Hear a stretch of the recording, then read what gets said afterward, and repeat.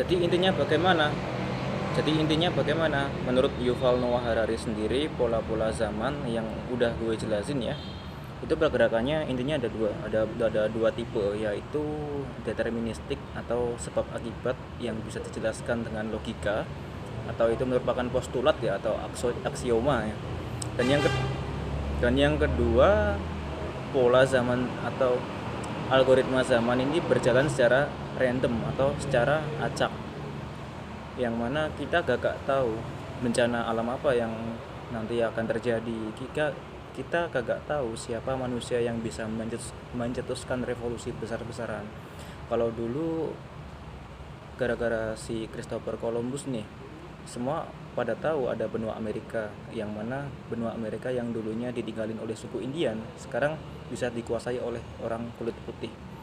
Dulu kita kagak tahu, nggak nyangka kalau ada orang yang namanya Galileo Galilei, yang mana dulu doi berantem sama pihak gereja gara-gara temuannya, tapi dia kekeh dan didukung oleh backingannya.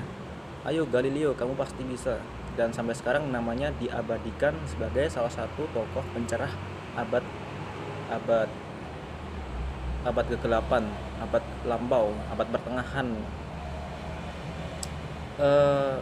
Kita dulu kagak tahu yang namanya Larry Page dan Sergey Brin itu siapa, dia kagak tahu.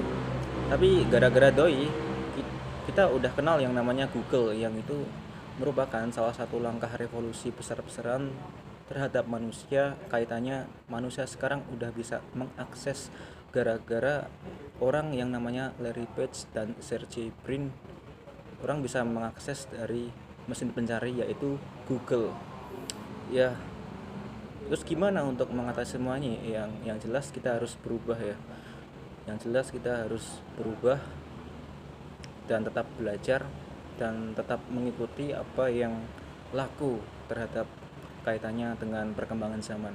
Kita kagak boleh stagnan, kita kagak boleh diam di tempat hanya gara-gara mengikuti hawa nafsu kita sendiri, hanya gara-gara mengikuti egosentrisme kelompok kita sendiri, hanya gara-gara mengikuti tribalisme dan dogma-dogma semu apa yang ada di benak pikiran kita sendiri.